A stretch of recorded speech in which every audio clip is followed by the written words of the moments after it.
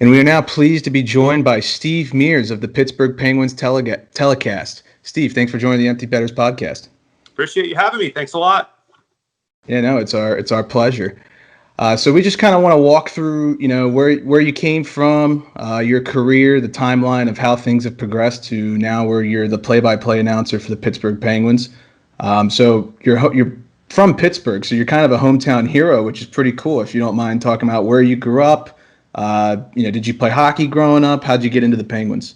Yeah, just a little town, little suburb of Pittsburgh called Murraysville, which is about 25 minutes east, and went to Franklin Regional, which is the high school there. And the timing just couldn't have been much better. Right around that time where I'm at that impressionable age of 10 or 11, the Penguins win back-to-back championships. They have the best player in the game in Mario Lemieux, and they have the best announcer. So I just thought that was the coolest job that he had, Mike Lang, to be able to get in for free and to be able to bring the game to the fans and in the unique way in which he did it. And that's why he's in the Hall of Fame, and that's why he's the best. So I just thought that was the coolest job, and I knew that's what I wanted to do in some capacity. Just wanted to be involved in the game in some way. I did play hockey growing up. I still play to this day, same rink in Delmont, PA, which is the next town over. But it was just wanting to be in hockey in some way. I can trace it back to that first game I went to with my dad.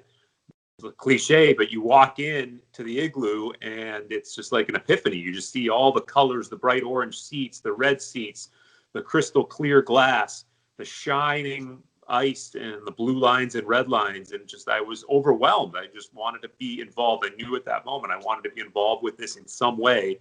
And I knew I wasn't good enough to be playing in the NHL, as that is a realization that many people have eventually. I thought announcing is the next best thing. You get a chance to get in for free. It's something you can do for a long time, potentially, well into your 60s, 70s, maybe even 80s, who knows, unlike playing in the NHL. So that's just how it all unfolded. And I'm just really lucky. I was lucky just to get one job in the NHL with the New York Islanders, and I was happy with that. And the fact that it has worked out to come home and in the city where my parents still live and my grandmother lives here, that's incredibly special. And so I always say I'm playing with house money. I did one Penguin game, and everything else I'm playing with house money. That's pretty cool. I mean, you talk about the fact that you're still playing now. I actually happened, complete coincidence, swear to God, I was rewatching 24/7 Penguins Capitals, and it was the episode where the Penguins were getting ready to have their staff skate or team skate, and lo and behold, who pops up on screen right next to Super Mario was yourself. So it's great to see that you're still, playing the game. I wish I was able to do that, to play with a guy like that, but I think we're just going to have to settle for men's league over here. That was the moment the ratings of the show tanked. That was an appearance. And if you remember, that was Phil Bork and I, and we were laughing at his helmet that he wore. He used to wear the Jofa Wayne Gretzky helmet, and inside on the label, it really says this is not to be used for the sport of ice hockey. That was the famous Jofa helmet that was like a piece of paper on their heads, but Wayne Gretzky made it famous. And that was a lifetime thrill. And he doesn't play hockey. It's not like he was coming out every week to skate with us. That was only because of the Winter Classic alumni game and leading up to it that he just wanted to get on the ice and hadn't been on the ice in a long time. And I remember leaving the morning skate, because for those who don't know, that's a game day skate that we still occasionally do under normal circumstances at the arena, where the Penguins office staff and hockey ops staff and maybe even sometimes the coaches and trainers can come out and just play a pickup game in the middle of the afternoon of a game day once all the work of the morning skate is done. And so back then it was like the golden days of that skate, because it was Dan Bilesma and Ray Shiro and Tony Granato and Brian Trottier would show up every once in a while. And then one day I was going out to get my bag after the morning skate for whatever Penguin game that was that night. And someone said, "Hey, I heard the big guy's playing today." And I just did a double take, and I go, because that's usually Mario. And I was like, yeah, get out of here. I mean, he has no interest in playing with us scrubs. And sure enough, just to train for that alumni game, he made an appearance. And I'm so glad it was documented on HBO 24/7. So it'll be there forever. And it was so cool, because it was just like when he played in the NHL, where he controlled the pace. He dictated all the terms on the ice when he had the puck, and maybe even when he didn't. The game just kind of gravitated toward his pace, whatever he wanted to, even at that stage where he hadn't played in so long. And I just remember just like these perfect saucer passes and this amazing vision that was like he's playing in slow motion, but he was just 10 steps ahead of everybody else. And I did pick off one of his passes. There you go. It was like a There dream you come go. true. And the other thing I always say is I thought I did a good job because I was on the other team. I think he was wearing the black jersey. I was wearing my white bowling green jersey. And I always say I held Mario to 9 goals that day. I held him to 9 goals. Single digits. I don't know if many people can say that, so that's pretty damn impressive. Yes, he was held to 9 goals in that pickup game. I was very proud of that. So you mentioned Bowling Green, and I believe class of 2002. That's where you went to school, and you were the play-by-play voice for the Falcons. Did you study to go into broadcasting? How did that whole experience evolve? Yeah, I studied when I was looking at which college to go to. That was a big deciding factor. Which one was going to give me the opportunity to get hands-on experience as a play-by-play guy? Which one, ideally, wasn't a prerequisite, but which one had a good hockey program? Because that was my favorite sport, and would give me a chance to go to a school that had a strong communications program, and Bowling Green is one of the best. And it worked out well that it was just 4 hours west. It's an easy drive. It's close to Pittsburgh, and they have a storied hockey history there with their college hockey program. Won a national championship in 1984. I've got a lot of NHL players. I mentioned Dan Bilesma, former Penguin coach. He's one of them, but you could go down the list: Kevin Bieksa and Rob Blake and Mike Johnson and George McPhee, and there's so many other great NHL players who've come from that program. So it all worked out really well. And I was doing games as a freshman, which is unheard of. If you go to some of the bigger broadcasting schools, you might have to wait till you're a junior or senior to get into games and actually doing the big games on a regular basis. I was calling games as an 18-year-old freshman. And wow, the players on the other teams, because at that time they're playing Michigan and Michigan State and Ohio State, a lot of the players ended up going on to the NHL. I remember watching Ryan Miller and Mike Comrie and RJ Umberger and all kinds of other. Chris Kunitz was with Ferris State. So I got a chance to watch a lot of great NHL players, and that laid the foundation for becoming a professional broadcaster. But I'm always appreciative, always thankful for the time I spent there, because those are the roots that you build a career out of, and you have to have that start and that hands-on experience. I speak to a lot of students, and that's the first thing that I say is if they're in that stage of choosing a university or college to go to, just make sure you're getting the hands-on experience. Classroom's great, and a prestigious broadcasting school is great, but it's important to make sure that you're actually getting the reps of calling games or just being on the air. I mean, kind of like what we're doing right now, just being in front of a microphone, being on camera, and going through those reps, because every time you do it, you're just sharpening those skills, and it'll prepare you better. Well said. Yeah, and then after school, it looks like your first gig out of school was with the Mudbugs. They sound like they would have awesome jerseys, just gotta say. From 2002 to 2006, can you talk about your experience with the Mudbugs and what that was all like? Yeah, the Bossier Shreveport Mudbugs in Bossier City, Louisiana. They do have great jerseys still to this day. Now it's an NAHL junior team, was a professional team at the time that I was there, like the AA level, the old Central Hockey League. And they have an amazing logo, which has been around for a long time now, and cool colors. And it is one of the better minor league logos and uniforms or junior hockey logos now, if you ask me, but I'm biased. Yeah, it was an amazing experience. That was, to me, it was all fun all the time. Everything about it was fun because it was minor league hockey, and the guys treated me like I was one of the players, like I was a part of the team. And in a way, you basically are. When you're the radio guy for a minor league team, you're not just broadcasting the games, you're doing everything. You're ordering the meals, you're booking the hotels, you're doing sales, you're doing community relations. So we had a close-knit group in the front office staff, and then an even closer bond with the players and the trainers and the coach. It was an awesome experience. I didn't know what I was getting into. I mean, I graduated from Bowling Green. I packed up my car and just drove down to Louisiana in blind faith, hoping that this was going to work out. Didn't know a soul down there, never been to the South, never been to Louisiana. I'm thinking, what is hockey like in Louisiana? I had no clue. But there are a lot of great hockey fans in that town and in a lot of towns that a lot of people probably wouldn't expect. They love the game, and there's now a good tradition of hockey in Shreveport. So I try to get back every summer as long as I'm able to. It's a great town, gambling town, and got the riverboat casinos, make it a lot of fun. And they have a nice hockey history there. But it was just all fun all the time. Even the moments that you think wouldn't be fun, like rolling into a cold rink that's a rodeo barn in Odessa, Texas at 4 a.m. after doing 2 other games in the 2 previous nights, and then having to help the equipment manager unload the gear because that's what the radio guy has to do. And you're carrying this super heavy skate sharpener and this bag of sticks that are sticky and wet from the previous game. And it's freezing cold. And you'd think that that wouldn't be all that enjoyable, but it was all rewarding.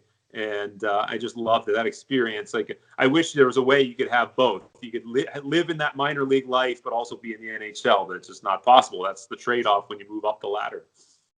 That's so cool. I feel like a lot of us probably didn't know that you were sort of a jack of all trades when you're the radio guy for a minor league hockey team. So like you said, sales and community outreach and stuff like that. What did you think of the food down there? Are you a big Cajun food guy? I would assume it's got to be incredible. Oh, yeah, of course.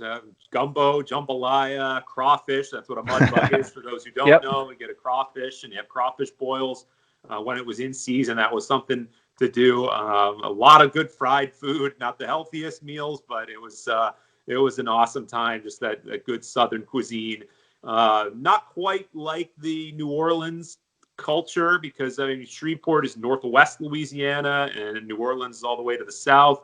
Very different. A lot of people would describe it like Shreveport was more like a Texas type culture. East Texas was only 30, 45 minutes away. So, it was, when you think Louisiana, I think immediately people think New Orleans and Cajun and all that. And there definitely were a lot of elements of that, but a lot of Texas elements, great Mexican food, and a lot of different good barbecue, a lot of different cultures coming together, and different types of food and cuisine. And the other thing was the people were just so unbelievably friendly. And you hear that so often for those who've never been in the South. It's a slower pace of life. It's a friendly culture. You say hi to the person when you're walking on the street. And then, I went from there to New York. And if you did that in New York, if you're walking one way and the person's coming towards you and you say, "Hey, how you doing?" They look at you like you're insane. Like you're an insane person that might be trying to rob you. But in Shreveport or in the South, that's just common courtesy. So it was a different style and a different pace of life, but a lot of the same Midwestern charms of Pittsburgh, I think, are evident down in the South as well. So if there's one common thread, it would be between Pittsburgh and Louisiana. I think it's just the kindness of the people and just overall the way we treat everyone. And Pittsburgh is well known for that too. Yeah, you kind of mentioned it and segued this perfectly into New York. A stint in Long Island, an area that Nick and I know very well, all too well. In the summer of 2006, you signed with the Islanders. What was your experience there like? That was a dream come true. That was me just getting an opportunity at a young age to work in the NHL, and it was incredible. I'd never been to New York. I'd never been to New York City. I'd never been to Long Island. The first time I went to the New York area was my job interview for that Islanders play-by-play radio job. And they went out on a limb to hire me, which I'll always be appreciative of. To go from the Mudbugs to the New York Islanders is pretty ridiculous. Like most people would say, like, how on earth could that happen? But they saw something in me and took a chance on a kid who was 26, and it was awesome. It was just such a great stepping stone into the NHL world. And you think because you're a big fish in a small pond, you think you're a pretty good announcer. You think you know what you're talking about with the game of hockey and the business and doing play-by-play. And I quickly realized I knew nothing. I knew nothing at all about being at that level and broadcasting in the New York market and at the NHL level and with a team that has hundreds of thousands of fans. It's and in the league that's just such big business. I mean, you have no clue when you're going from the minors or even college. But some people might think that they're actually pretty good, and I quickly realized that I wasn't. So it was nice to have people around me who would teach me a lot of the basics and to take my skills to another level. I mean, I had a great partner in Chris King, who's still doing Islanders radio, and it just bleeds blue and orange. Howie Rose was doing TV, one of the great broadcasters, voice of the New York Mets, and a former voice of the Rangers. He taught me so much. Nobody was better at breaking down the craft of play-by-play than Howie. And Billy Jaffe, who does some studio work with the Boston Bruins on Nesson and was the TV analyst at the time. These were the people who showed me the ropes. They took me under their wing. I was a rookie, very green, and I learned so much from those three veteran guys. I'm just always thankful for the tutelage that they gave me, and not just those guys, but around the New York area at the time. Doc Emmerich is doing the Devils TV. Kenny Albert's doing the Rangers. Sam Rosen's doing the Rangers. So, and around that time, it was heavy division schedule. We would play the Rangers, I think 6 times, maybe even 8 times in a season. So I think it was 8. So we saw those guys a lot. Saw Doc Emmerich and Sam Rosen and Kenny Albert. And we saw those guys quite a bit. And I just learned so much from them, and watching them and listening to them and talking with them before game. It was the perfect setting to get a career started at the NHL level. What was your debut like? Based on what I read, your first broadcast was on October 5th, 2006 against the Coyotes. What was going through your mind? The one thing that really stood out was the head coach of the Coyotes was Wayne Gretzky. That was one thing I will always remember, and I knew that going in. So that was something like, oh, wow, this is going to be in Arizona, and on the opposing team's bench is going to be Wayne Gretzky, who I obviously had never met before, coming from Shreveport. And the morning skate, I'll always remember, like, he walked out to do the coach's scrum, and there was Wayne Gretzky, the great one. So it was surreal. That was a cool element. I remember we just got destroyed. I don't remember what the final score was, but it was just an overwhelming loss for the Islanders. And another thing that stands out was a couple things. One is that it was still just hockey.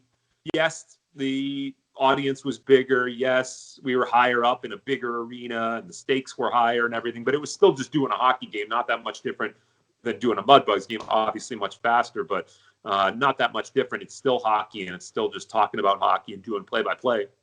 And the other thing was, at the time, Howie Rose wasn't doing the TV. He was busy with the Mets and the playoffs. So Jiggs McDonald, the legendary voice of the Islanders and Sports Channel and our Hockey Hall of Fame broadcaster, he was filling in. So I got a chance to be around Jiggs for my first few NHL games, my first NHL road trip. And talk about a thrill. I knew how great he was from my childhood and watching Sports Channel and listening to that famous voice of his. And I got to ride the bus over to the arena for my first NHL game. And I asked Jiggs, I said, before I do this, do you have any advice for me? And he said, Steve, always remember, it takes 2 teams to play this game. 2 teams to play this game. And I never forgot that. And it's so true. Every announcer could keep that in mind, that there are 2 teams out there. You've got to give credit where credit is due. And it basically means don't be that much of a homer. So I thought that was great advice. Now, I don't apologize for my Penguin fandom because that's where I'm from. It's in my DNA. But I think there is something to be said for giving the proper respect to both teams and not losing credibility. So I really appreciated that. Jiggs just kind of took me under his wing and talk about that. I mean, it's one of the best play-by-play broadcasters ever, and he's there when I'm doing my NHL debut, and it was just because Howie had the Mets going on and Jiggs was filling in, so I was very lucky. Yeah, no, you make a great point. That was actually one of my questions down the road, but you kind of just answered it perfectly. You spoke to John Tavares right after he got drafted. There's a clip on YouTube of him literally fresh in the Islanders uniform, and you get to talk to him right after he gets off stage. What was your first impression of him? Very professional, very laid back. He was not that much different than the Tavares that we see now. He was so young, and I think that was the first interview he did after he got drafted, if not one of the first interviews, because I was in a room at the Bell Center in Montreal an interview room, and that was being sent back to Nassau Coliseum where they were having a draft party. And that was a highly anticipated draft because the Islanders had bottomed out the previous year, worst team in the league. They had won the draft lottery back then. It was much greater odds. I think it was 48.2%. So it had about a 50-50 shot, and they won the lottery. Tavares was projected to be the first pick. You also had Victor Hedman, who went second, and Matt Duchene, who went third. So it wasn't a slam dunk that it was going to be Tavares. And Hedman, obviously, great players we know now, Stanley Cup champion. And at the time, it was at the very least, it was 1, 2, 3. Duchene was in the conversation, and he was interviewed by the Islanders and was given consideration. There was a rumor that they were going to go with Duchene, and that obviously didn't happen.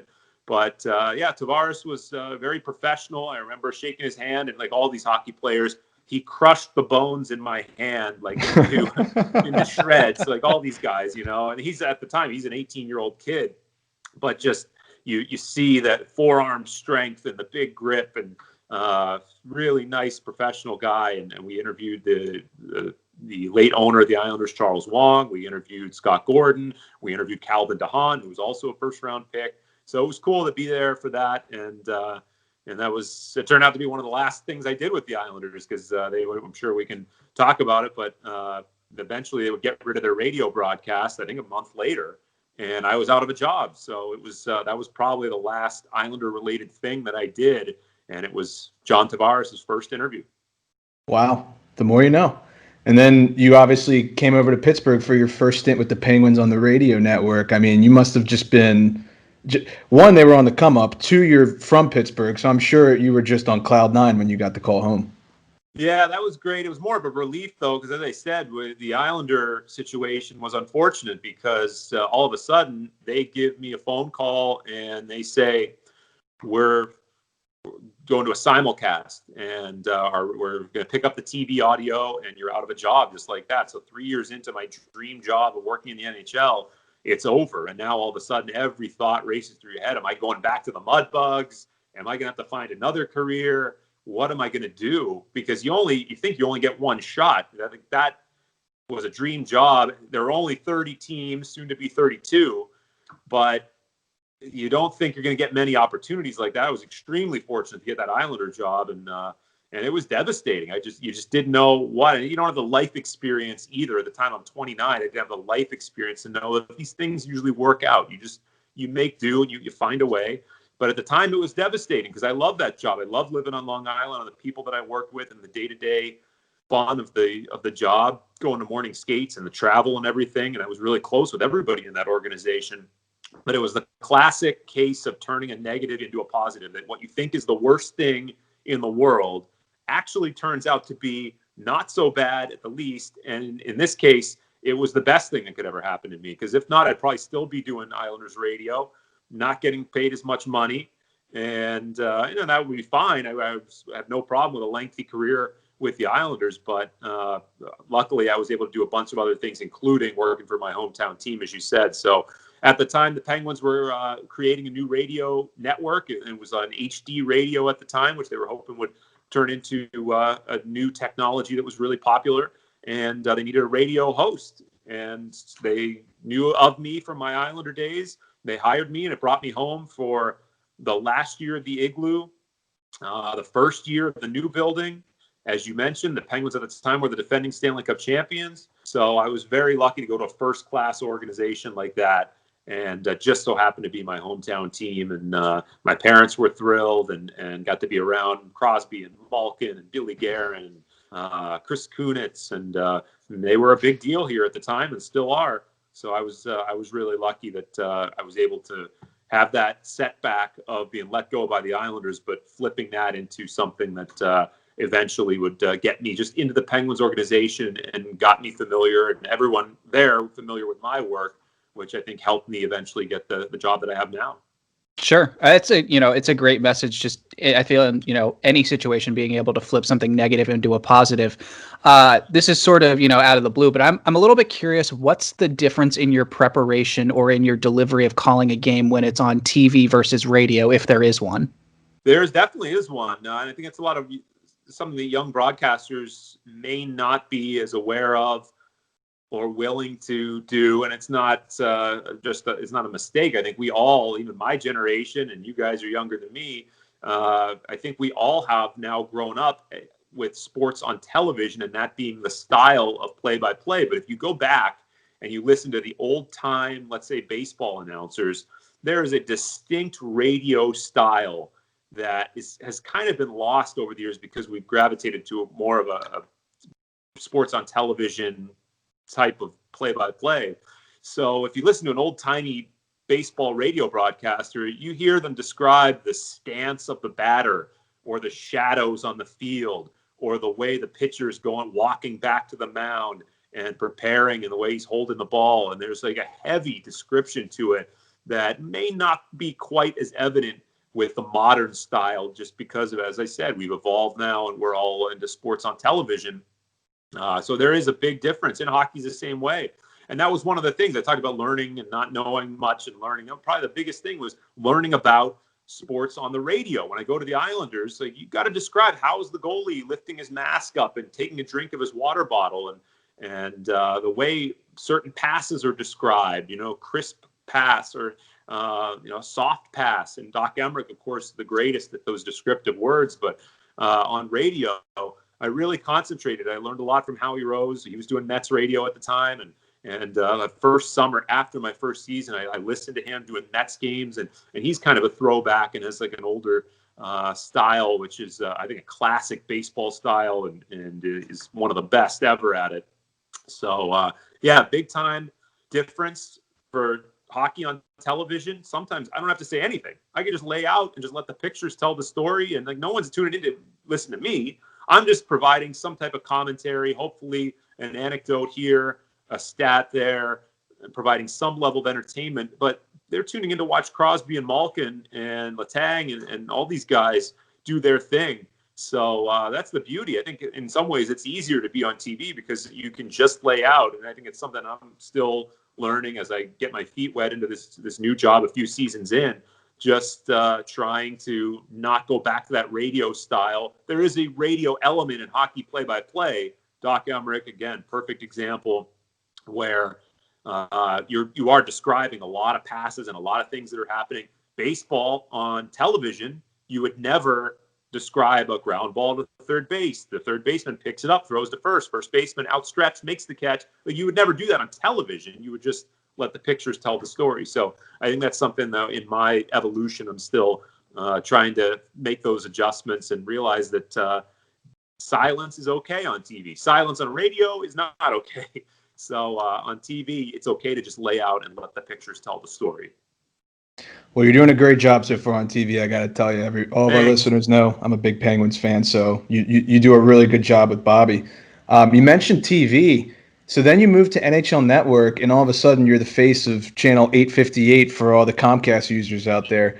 How fun was that? I mean, you're living in New York City. You're with EJ Radick. You're just living the life, I'm assuming, right? Yeah, it was living the life of a hockey fan. The best that you could have. To be in that seat on a nightly basis and to be talking to all the big names in the hockey world, from Wayne Gretzky to Teemu Selanne and Patrick Waugh and Joe Sakic, Gary Bettman, and all the current players, Crosby and Ovechkin, all these guys we had on our show so multiple times.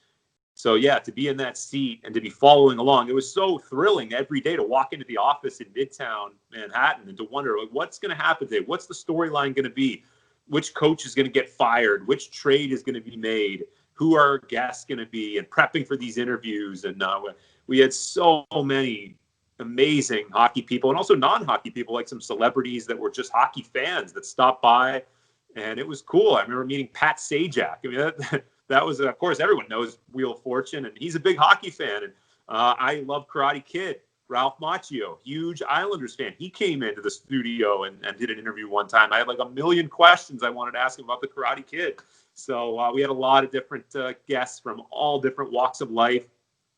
Probably the highlight was Bobby Orr being in studio. He was doing a book signing, and to meet Bobby Orr and to just hear his stories about his career and going up against Gordie Howe and all the great moments that he had. 1970 winning the Stanley Cup. It just it was amazing. So I was very lucky. Great partner in EJ Radick. He was wonderful to work with, and it just provided a springboard for me to ultimately move back to Pittsburgh. Yeah, and we'll get to that current role now. So obviously now you are the play-by-play television announcer for AT&T Sportsnet for the Pens, replacing Paul Steigerwald.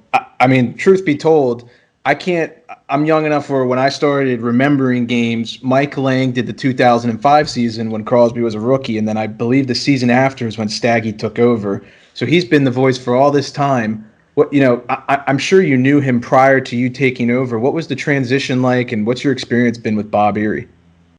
Well, Bob's been great. Just a wonderful partner to work with. A player I watched when I was growing up. Those teams I referenced earlier, 91 and 92. He was an integral part of those teams. So it's cool to work with someone who had such a long career and Stanley Cup champion a couple of times, and just a wonderful friend. That's the most important thing. I think with all of these, I mentioned Chris King, working with him, working with EJ Radick, and now with Bob. I think the most important thing is we get along off the air. And they're all guys that I still call friends to this day. So I think that translates on the air. I hope it does. And I'm always appreciative of that friendship with those guys. The transition was kind of bittersweet. I loved my job in New York. I loved NHL Network. So it wasn't an easy decision. And I knew Steige. He had actually helped me when I was in the minors. I had reached out to the Penguins and I met him at a dinner or a lunch that we had, and he was incredibly helpful. So I'll always be appreciative of that. And someone called one day and said, we're making a change, and would you be interested in the Penguins TV job? And I had to give it some thought. I loved New York.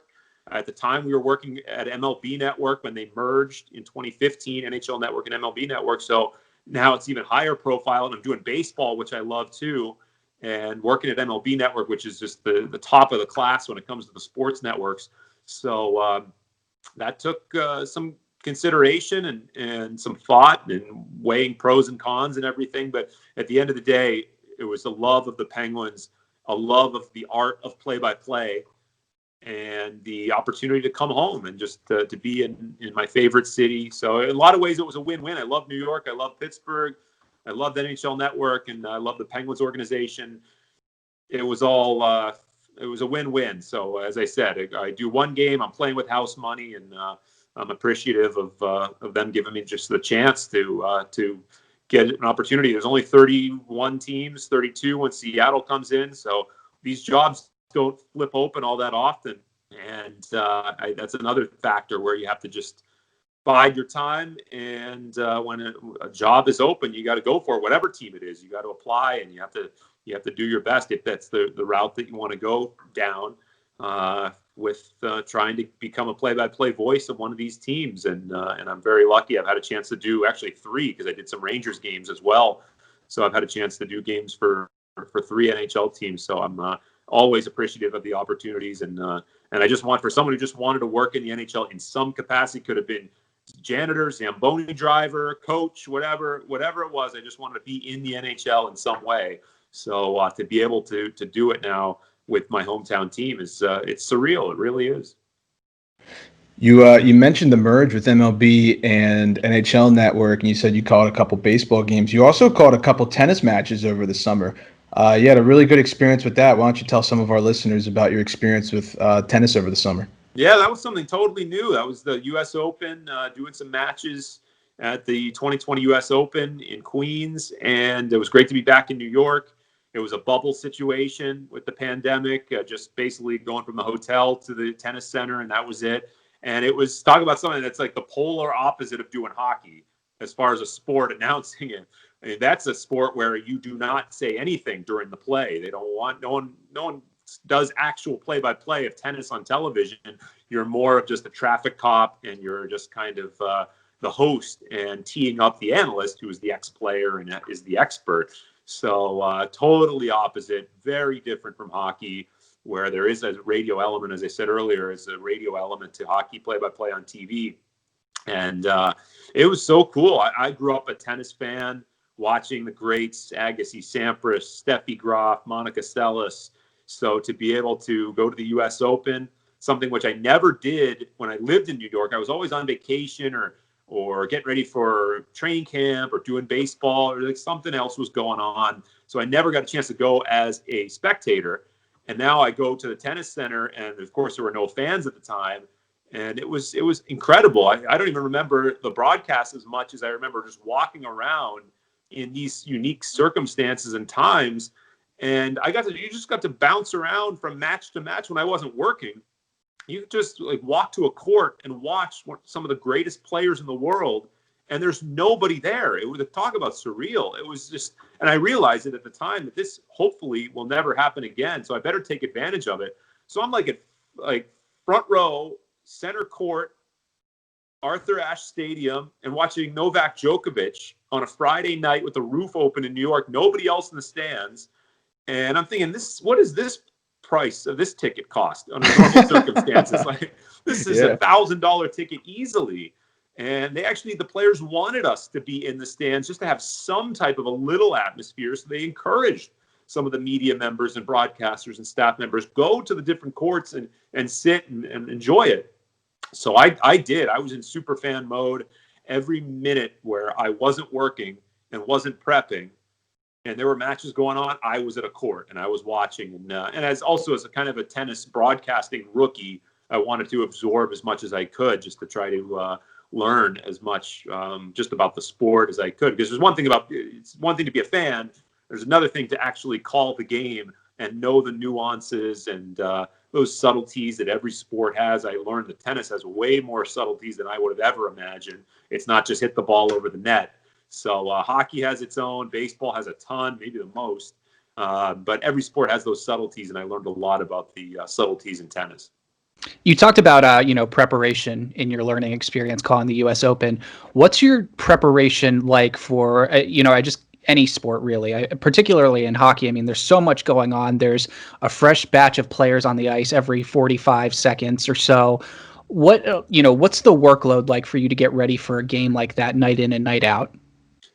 Well, let's say it's a 7:00 game. It's an all-day process. I would even say it goes into the day or days before for me, because that's the key. One thing I learned, I remember Kenny Albert telling me that what's the biggest thing he learned from his dad. And the thing what he said was the preparation, and no one's as prepared as Kenny is.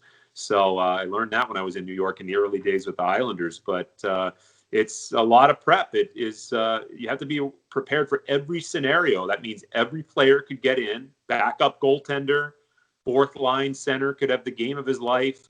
Sixth or seventh defenseman could have the game of his life. You have to be prepared for all these things, in addition to the usual storylines, players coming up on a milestone, or this player's going up against the Capitals and it has a ton of great numbers against the Caps. So it's an all-day process. I like to watch the opposing team. I like to watch them the night before, whatever their last game was. And then just making a roster with all the little nuggets, and most of that stuff you don't end up using, but you just never know. It could also be a 10-1 blowout one way or the other, and you're going to need a lot of that information. Our hope every night is that it's going to be a great game, and none of that information is going to be used, or a small portion of it, and the game will take care of itself. But you guys know that doesn't happen every night. It could be like a boring Tuesday game in Ottawa or in Buffalo or Nashville or in the middle of November, and it could be a blowout. You better have some material ready, because the game is not going to be the product itself. So it's a lot of prep. It's a lot of working on storylines and what's going to be talked about in the course of that given night. But I have no control over the outcome. I have no control of what type of game it's going to be. It's just a matter of being as prepared as possible for every scenario and every player. So hockey, definitely a lot more prep than, say, tennis, where you have 2, maybe 4 competitors. And in hockey, you're looking at 40. So how do you keep that, just to follow up, how do you keep that organized? Is like your desk or your setup in front of you while you're calling games, is that just littered with information? Yeah, I wouldn't say littered. It's pretty neat. I think I keep a tidy broadcast booth. I have 2 boards, basically. That is like a Penguins column and an opposing team column. And each one, there's a whole block of nuggets of information on every player. And that includes the Penguins, because even though you think I would have those down, it's always changing. There could be a player nearing a milestone. There could be, as I said, he's got great numbers against that night's opponent. There are a lot of things that maybe he's red hot. He's got 6 goals in the last 7 games. So that's always changing too, even though it's the team that I cover every day. But yeah, there's that. I keep my iPad with me just for the real-time stats and out-of-town scores and any type of news that might come up. There's obviously a monitor to my left, so I know what's going out over the airwaves, and that's really important when you're doing television. And you can obviously watch the replays, but you're also seeing what the viewers are seeing, because that's the big thing. And I think that's about it. I mean, I have league stats and a couple. I started recently just to have a little. Actually, it's one of these like little. There it is, right here. It's just a little cheat sheet type thing. It's like one of these little yellow Post-it notes in big dark Sharpie, and just to quickly reference something. If I just mentioned, the guy has 6 goals in 7 games. There's a bunch of numbers in my head. And you don't have time to be looking down and searching and trying to, or looking on a computer and iPad. The game is so fast. So I just started writing those down, those bullet points in just huge letters. So in the course of this lightning speed sport, I can just glance down real quick and right away, Malkin, 6 goals, 7 games, and you know it right away if it's not already in my head. A lot of times I find I do everything by hand. I find that the act of doing it by hand sears it into my memory anyway.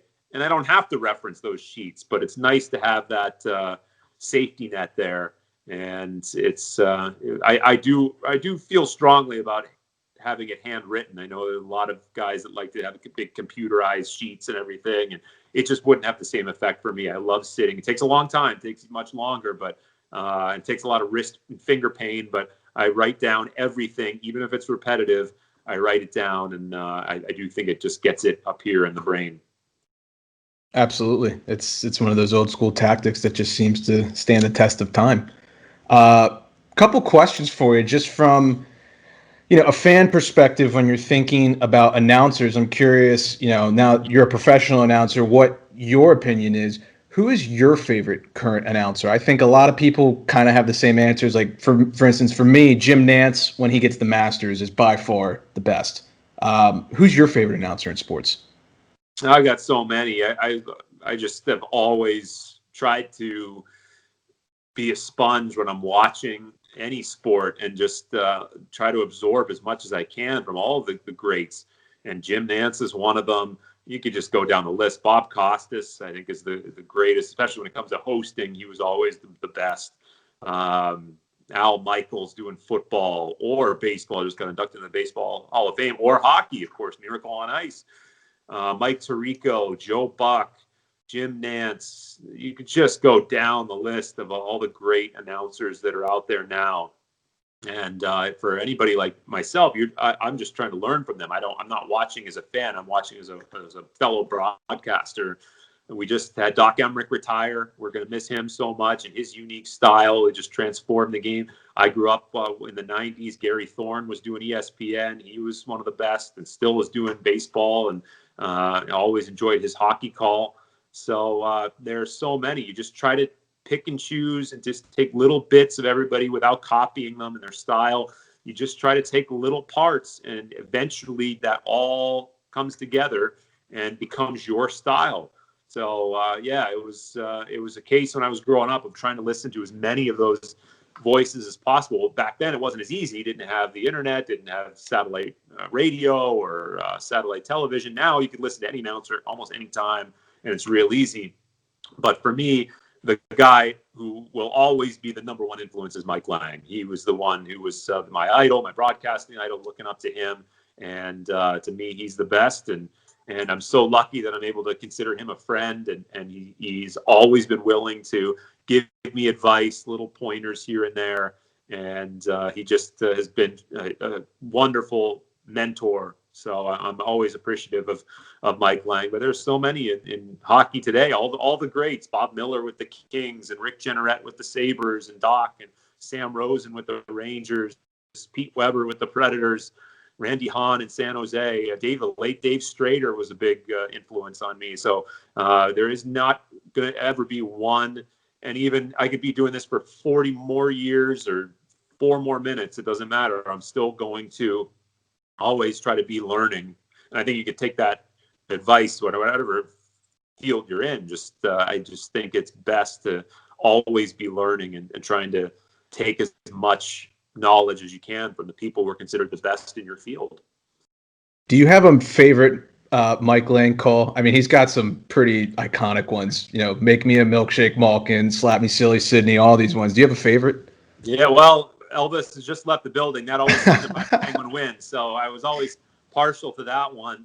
And then as far as like a moment, and he's even told me like the call he's most proud of, and I think it would be considered his greatest call, was 1992 Penguins Game 1 Blackhawks. They had just drawn a penalty, so they're on the power play. The game's tied, 14 some seconds left, and Ron Francis wins a faceoff. Back to Murphy. Shot stopped by Belfour, rebound right to Lemieux, and Mike Lang just lets out this amazing call, this amazing version of it. He shoots and scores. It was just like I could listen to that like you'd listen to a favorite song over and over again. It would never get old. I could have it in my list of songs that I play, and I could just listen to it over and over and over again, and it just has that effect. And then and there are other factors too. It's a big goal and a big moment in the Stanley Cup final. It was as close to the Penguins winning the cup in Pittsburgh as they've ever gotten, because they basically, that was only game 1, but just the celebration, the pandemonium there, that was as close to the thrill of winning a cup in Pittsburgh. For those who don't know, all 5 cups have been clinched on the road in Penguin history. So the way the camera pans, and it's just bedlam all the way across. The fans are going crazy.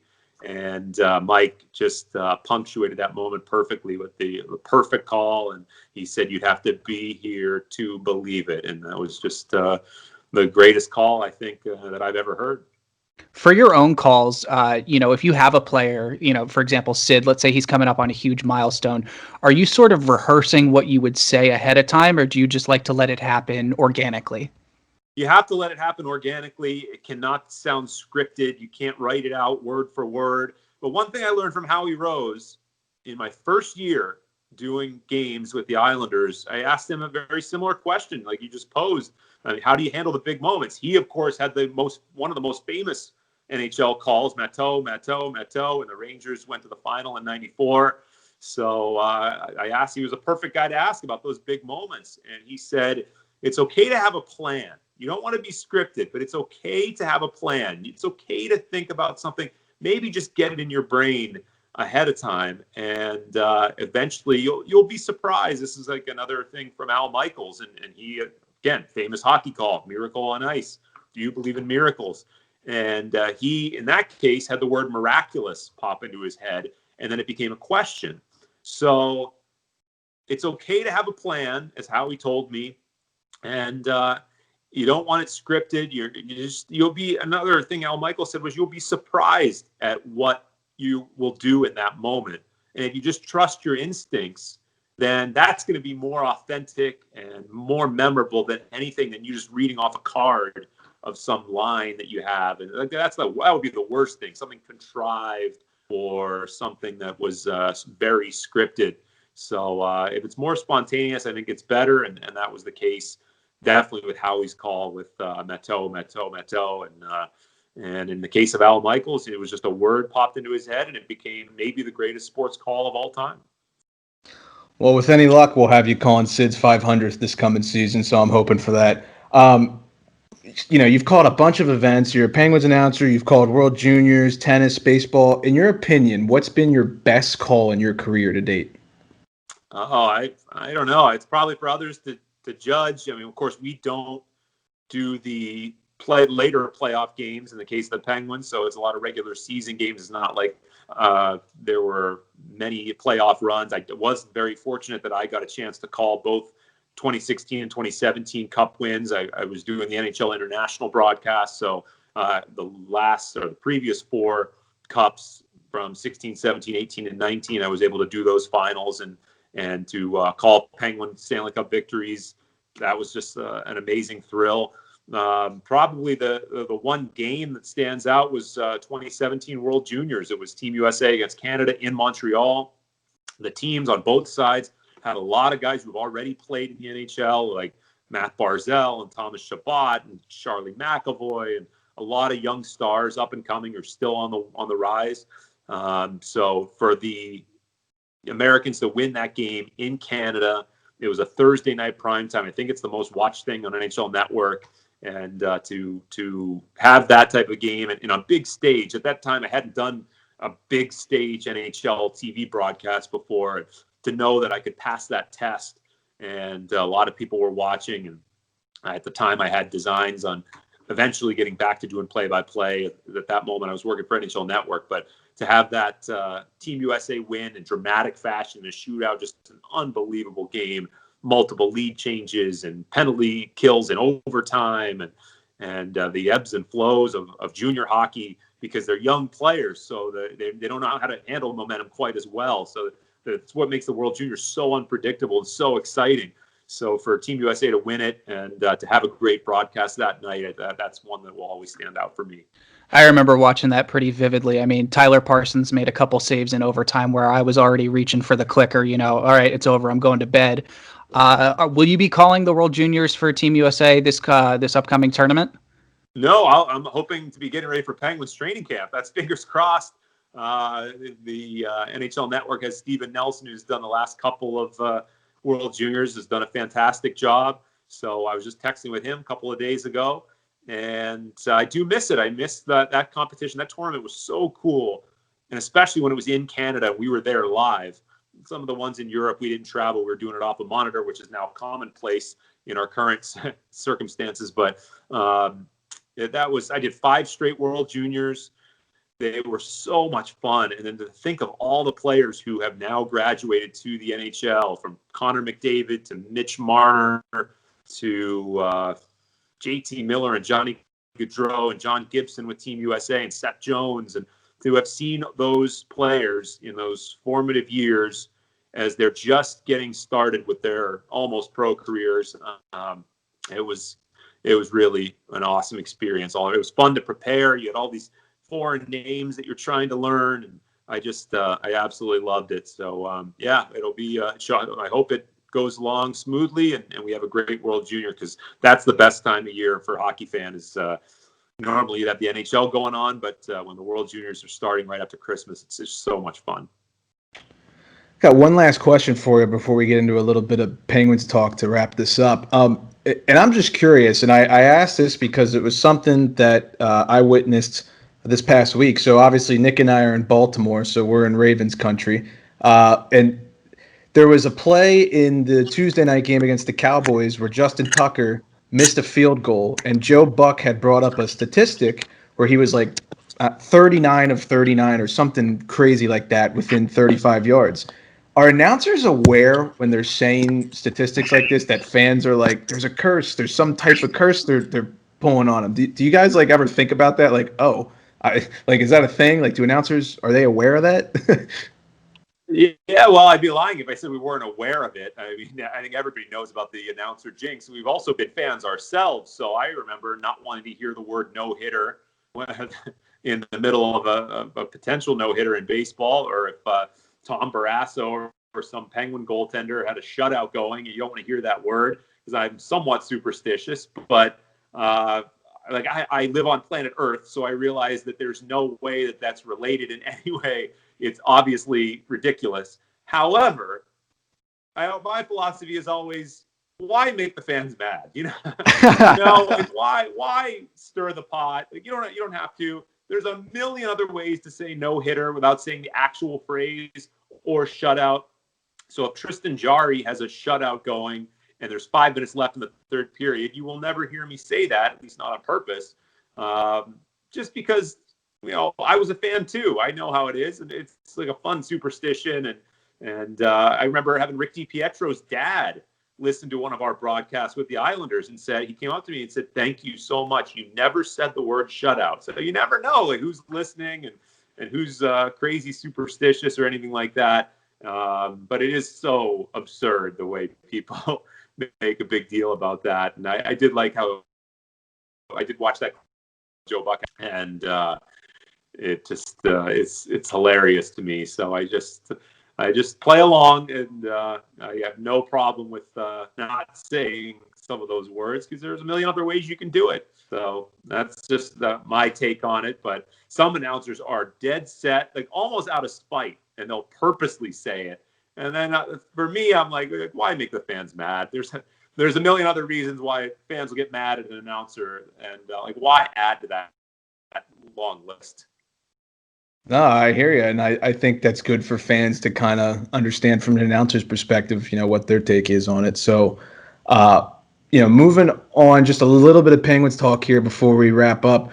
Yeah, I gotta be honest. It seems like people are dismissing the Pens this year. I don't feel like there's a whole lot of not as much hype as I'm used to going into the season. It seems like it's become a young man's league, and obviously our core is getting older. What is your expectation? There's a lot of question marks going in with the departure of Murray. You got a couple key pieces, Schultz departing and all that. So assuming the season starts and we get 52 or 56 games and what the league is rumored to be releasing here soon, what are you expecting out of the Pens this year? Well, I'll quote Mike Sullivan. He says that the Penguins core, meaning Crosby, Malkin, and Letang, they are older, but they're not old. They're early to mid-30s. And I think still have a lot of great hockey left in them. And you look at Evgeny Malkin's season last year, he had a fantastic year. Thought Letang was good and Crosby was good when he was healthy. He just dealt with some injuries throughout the season. So I will still place some bets on that core because we know what they've done in the past. And I do, and they're in unbelievable shape, all three of them. So I do think that they still have at least one more good run left in them in their careers, if not more. And I do like the philosophy of staying young, trying to get faster. It is a faster, younger man's game, but adding to the speed and the complementary pieces around that core. And I think Jim Rutherford has done that. So I'm really impressed with the moves. Clearly, they are not going to go into some rebuild and potentially trade one of the veteran guys like a Letang or a Malkin. They still believe in this core, and the chances for the Penguins, maybe last year was just kind of an aberration because of the unique circumstances. And the team had dealt with so many injuries throughout the year, over 300 man games lost. So I do think that there is still a lot of great hockey left in the core group with the Penguins. It won't be easy, especially if the proposed division alignment ends up being what we're seeing out there in the reports, which means they're in a division with the Caps and the Flyers and the Rangers and the Islanders and the Bruins.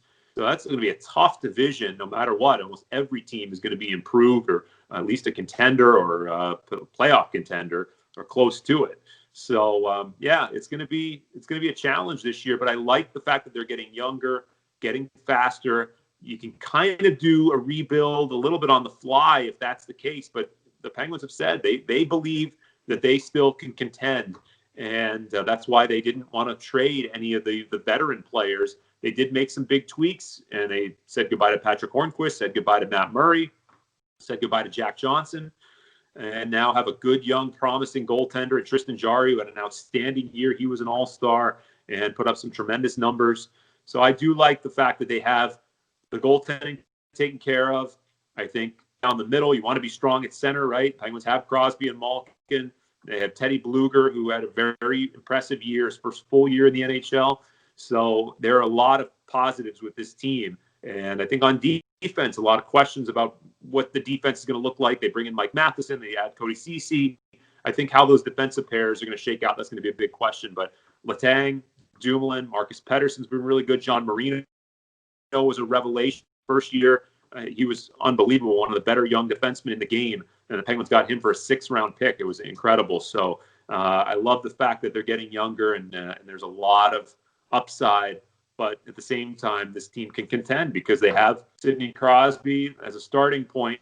And when you start with a guy like that, then I'm going to think that you're going to have as good a shot as anybody, especially when you're talking about a Crosby who's going to be potentially well-rested and healthy, and then is supported by Malkin and Letang and all these other names. Jason Zucker, Jake Gensel is going to be healthy. Brian Rust had a career year. So there's a lot of talent there. Kasperi Kapanen was added from the Toronto Maple Leafs. So I love the philosophy that they're not just folding the tent. This is a team that's expected to contend. The standard is high here in Pittsburgh. Amen. I love it. Nick, do you have any other additional questions?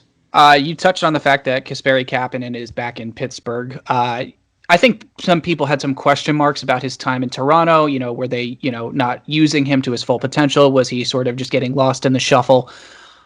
For a Caps fan on the outside looking in, it seems that whenever the Penguins get a player who has sort of, struggled a little bit, they just seem to be able to bring out the best in them and elevate their game and utilize them to their full potential. Do you see that happening with Kapanen this year? It's definitely possible. That is a hallmark of the Penguins in this recent era, where you're absolutely right. Take some players off the proverbial scrap heap, some would say, especially defensemen. And because of the coaching, because of the culture, because of just the overall quality of the team, they're able to get the most out of these players. I think of Ian Cole and Justin Schultz and Trevor Daley, some guys that you thought, how much are they going to be able to bring? And then they just took off. Nick Bonino was kind of that way. You could even say the same in some way about Phil Kessel, even though he was a great player with Toronto and Boston. But he took his game to another level. And I think they're hoping for the same thing with Kasperi Kapanen. I just wonder, what is his role going to be? Is he a top six, or in the Penguins' case, they're hoping top three forward? The talk is that he's going to be on the right side with Crosby and Gensel. So is he that talented offensively to produce in that type of a role? And that'll be the big question. He didn't quite have that role with Toronto. Of course, Toronto's strength with forwards and a lot of big names up front with Tavares and Matthews and Nylander. And you can get kind of lost in the shuffle there. But it's clear that Kasperi Kapanen is going to be given a golden opportunity. On paper, it looks great. I've been in the league long enough to know that a lot of times these things don't work out when it seems like it's going to be perfect. It makes a lot of sense. I'll just throw him right there, right side with Gensel and Crosby, and it should work out beautifully. But it doesn't always happen that way. But if not, the Penguins have a lot of options with Zucker, with Rust. So that top six is awfully good. And that's another thing that gives me a lot of confidence about the Pens, is I look at that top six. Zucker was great with the Penguins. Rust, a career year, and maybe the Penguins' top player during the season. He was just awesome. And then Kapanen, a little bit of an unknown as far as what his potential is, but we've seen him. There's no question. He's a strong NHL player, and he's going to be put in a lot of different roles. So I love that top six. It's as good as a top six as we've seen in a while for the Penguins, because that depth is so important. We saw it last year with all the injuries. You got to have depth, and the Penguins have it, especially when it comes to the skilled forwards, assuming they can all stay healthy. So the Washington Capitals, where that's where most of our listeners' allegiance lies, just with us being from the Baltimore D.C. area, they pick up Justin Schultz from the Penguins in the offseason. Could you explain to our listeners basically what the Caps are getting in this defenseman? Yeah, talented offensive defenseman with a heavy shot. He was always great to work with and just to speak to from my perspective, and fun to watch. Two-time champion, a guy who came from Edmonton, and he was originally drafted by the Anaheim Ducks, eventually signed with the Edmonton Oilers, and that was when the Oilers were really struggling and it wasn't working out for Justin. And then he comes to Pittsburgh, another name that came to Pittsburgh and just took off. He was awesome, and especially in 2017 when Letang was hurt and wasn't a part of the Penguins' second cup run in the back-to-back years, Justin Schultz was magnificent. He was just such a steady presence, underrated defensively, could quarterback the power play. The problem recently has been injuries. Suffered a serious leg injury a couple of years ago in Montreal and missed the huge portion of that year, never got back on track that season. And then last year, again, dealt with a bunch of nagging injuries and just wasn't able to get on the right path. So he had been playing with Jack Johnson. That was a pair that didn't work out. It just wasn't going to happen, and the Penguins weren't going to give him the money he was looking for. So we knew it was the end of the road for Justin Schultz here in Pittsburgh. But I think if he can stay healthy, I do believe he can be a very talented, offensive-minded defenseman, a guy who, though, isn't one-dimensional. Like, he's underrated defensively, and I love that shot. He's got the heaviest shot, and I think for the last few years, the Penguins goalies have said, when I've asked them who has the heaviest shot on the team, they say Justin Schultz. So he's not going to be a guy who's going to be dynamic as a power play quarterback, and he doesn't put up big power play numbers. But as far as just like being able to chip in here and there, good puck moving defenseman, which is what the name of the game is now in the NHL, he can do that. and I think, as was the case in Pittsburgh, get the puck out of your own zone and get it in the hands of those talented Caps forward. That's what you want to do. Spend as little time in your own end as possible and give the puck to Nick Backstrom and Alex Ovechkin. And if that's the case, and if he can do that efficiently, then I think the Caps are going to be just fine with him in the fold. Solid. I mean, yeah, I think Caps fans are, between the Niskanen signing, the Orpik signing, now they're getting Schultz. I mean, this kind of seems like Nick kind of seems like a trend almost, but yeah. I'll take it. Well, the other ones worked out pretty well. Yeah, not too bad. I don't really want to talk about that, but yeah. Any other questions you got, Nick, or are you good? No, I think I'm good, Steve. Thank you so much. This has been a lot of fun for us, and we really, really appreciate it. Looking forward to hearing the calls fun. this year. Always good talking hockey. It was a lot of fun, and keep up the good work. It's great to have so many different podcasts and different shows that are out there. I think it's so cool. I wish I had something like this when I was younger, and I think it's so much fun that everyone has a chance to just talk hockey, talk what we love, especially in these tough circumstances. We'll keep our fingers crossed for mid-January for a start to the NHL season, and then in the meantime, just keep on doing what you're doing and enjoy the lead up to what we hope will be the 2021 NHL campaign, and hopefully we can get back to some level of normalcy here pretty soon. Absolutely. Thanks again, Steve. We appreciate it. Thanks. Okay.